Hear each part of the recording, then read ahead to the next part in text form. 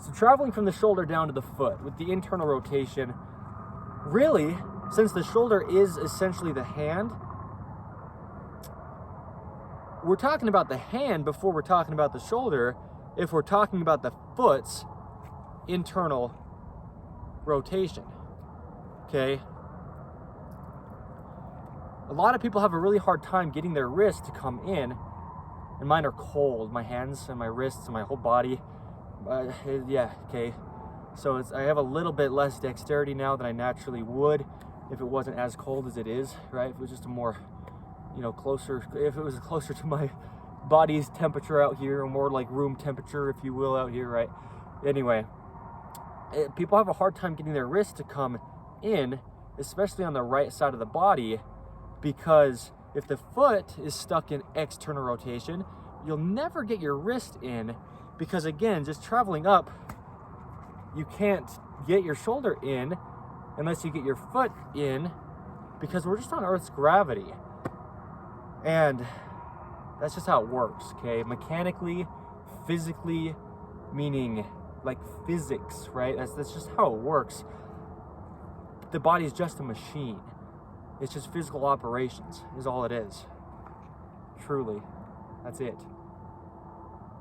At all. I mean, that's it.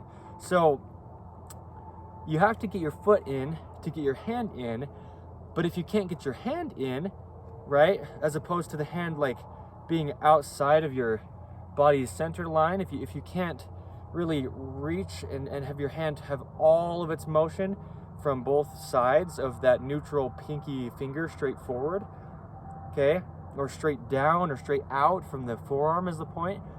If the hand can't come into the body, like from the thumb in, okay, at the hand, then, well, your hand is your shoulder. And so if you can't get your hand in, you'll never get your shoulder in. The shoulder coming in is the shoulder elevating. The shoulder elevating is elongating the latissimus dorsi, connecting to the pelvis or the hips.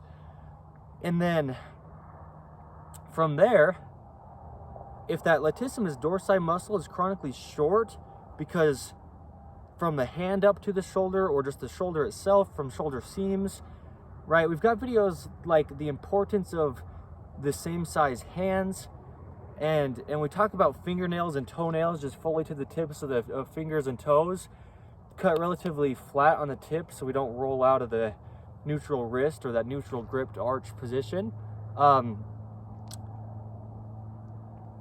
Yep, okay. But the fingernails and toenails are just given to us by God to give us our natural strength and back the fingers and toes. If we cut them too short, we're just not going to have the natural strength that we just otherwise have.